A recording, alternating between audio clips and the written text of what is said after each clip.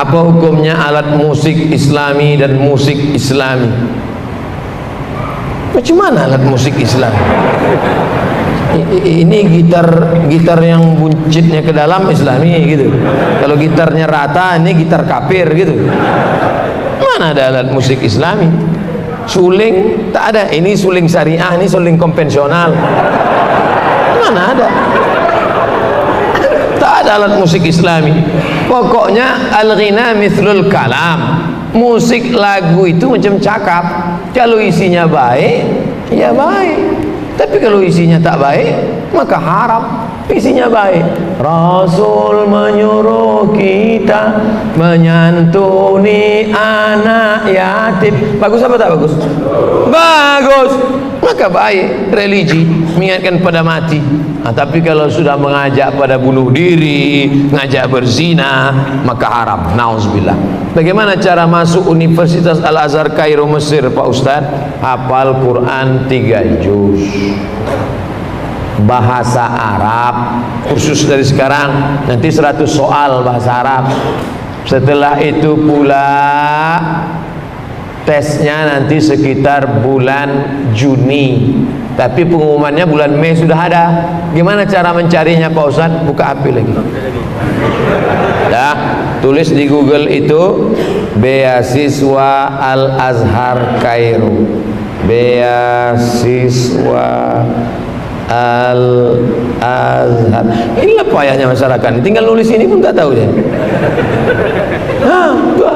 Ini syarat beasiswa Kunus Al-Azhar Kairo, beasiswa santri Al-Azhar Kairo, beasiswa. Makanya belilah paket daftaran beasiswa. HP itu tak perlu mahal, yang penting cepat dia searchnya.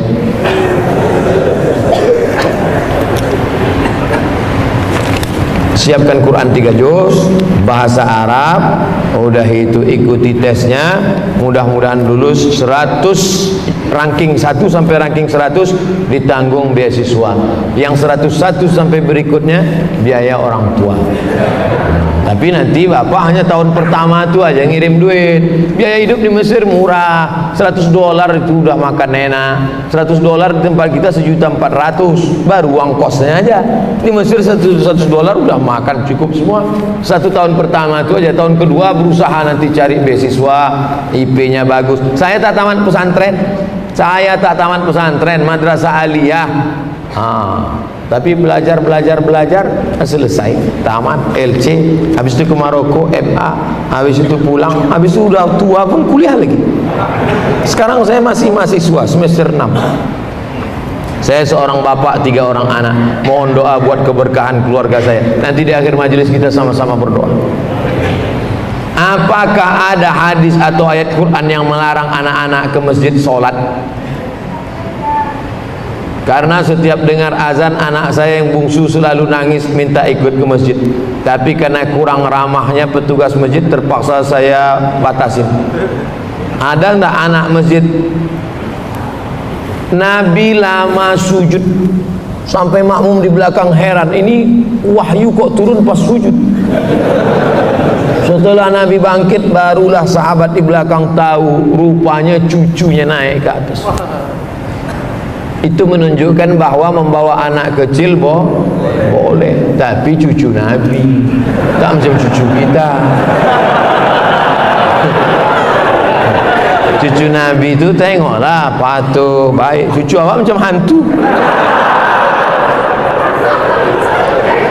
Makanya ulama membagi anak kecil itu menjadi 3 level.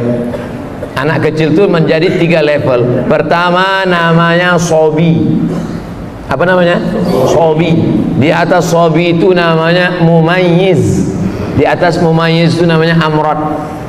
Sobi 5 tahun, 4 tahun ke bawah. Ini tak bisa, karena dia tak bisa membedakan mana kawan, mana lawan, mana makanan, mana kotoran. Tak bisa. Nah, inilah umur 5 tahun ke bawah. Ini kalau kita gini kan, kita pula diginikan. Tak bisa. Dari umur 5 Mumayyiz umur 5 sampai agak-agak mau akil balik, 5 ke 10. Ini mumayyiz. Mumayyiz. Nah, nanti kalau ayah sholat diam ya nak ya, diam ya. Jangan nganggut ya. Itu bisa. Diam ya. Ini mumayyiz. Bajunya Abdul Somad pula. Ini mumayyiz. Yang mumayyiz ini bisa. Nanti kita letakkan dia. Kalau si anak di sudut sana ya, mumayyiz bisa.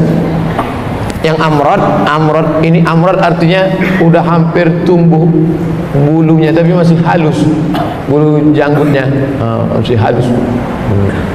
Ini anak-anak orang Arab itu tak macam kita. Orang kita kadang digosok pakai kemiri pun tak tumbuh-tumbuh. Dia udah hampir pertama akil balik. Adapun yang kecil tadi memang tidak, karena itu nanti na'udzubillah kita letakkan dia di samping kita, dia pakai pampers, tiba-tiba dia buang air, itu putus sholat.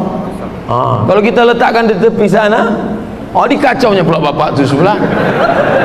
Bapak tu sholat, dia pegang-pegang yang jari kecil bapak tu. Bapak tu silap isi palanya. Masalah. Jadi yang bisa kita bawa tadi adalah yang mumayyiz. Adapun yang sudah mumayyiz, mungkin agak nakal-nakal dia sikit, lari-lari dia lompat-lompat, maklum lah, jangan dimarahi pak. Jangan sampai ini ada nih pengurus-pengurusnya soal nengok anak kecil, balik buat naik darah tinggi gua aja. Udahlah listrik naik, air mahal, ayah kalian tak mau nyumbang, anaknya pula libur. Padahal 20 tahun akan datang mereka nilai yang akan memakmurkan masjid. Kalau di masjid masih ada anak lari-lari, di masjid masih ada lompat-lompat, bersyukurlah 20 tahun akan datang masjid ini masih tetap banyak sholat berjamaah. Tapi kalau di masjid itu udah sunyi, tak ada anak-anak, isinya orang-orang tua yang udah diintai-intai malaikat maut aja. Sunyi masjid, waspadalah. Nauzubillah. Jangan bangga dengan masjid yang besar, karena di Cordova, di Alhambra, masjid besar-besar, tapi sekarang tidak ada sholat berjamaah. Jangan bangga dengan masjid yang besar. Masjid besar bangga, tapi isinya kita persiapkan untuk masa depan. Takbir. Pak Ustadz, saya seorang istri, batasan-batasan bagaimana bersolek yang wajar bagi muslimah. Karena kalau saya bersolek, suami saya selalu tegur, jangan bersolek jahiliyah. Apa maksudnya Pak Ustadz? Misalnya wajah ibu pucat, kalau silap-silap payah membedakan dia sama kuntilanak. Pucat misalnya habis sakit atau rumah sakit, lalu dipakainya bedak sesuai dengan warna kulit. Merubah yang tak normal jadi normal boleh, tapi yang sudah normal menjadi abnormal, itu bibir udah biasa dipakai sampai 2 inci. Budak putih, muka putih, tangan hitam. Oleh sebab itu maka yang wajar-wajar saja. Engkau cantik bukan karena make upmu, engkau cantik karena bekas wudhu dan tahajudmu. Kecantikan batin, kecantikan yang tidak akan lekang karena lapuk karena hujan dan tak lekang karena apa? Panas. Ibu cantik ya? Iya dong, ini kan bekas wudhu. Jadi kau sangka kami tayamum semua?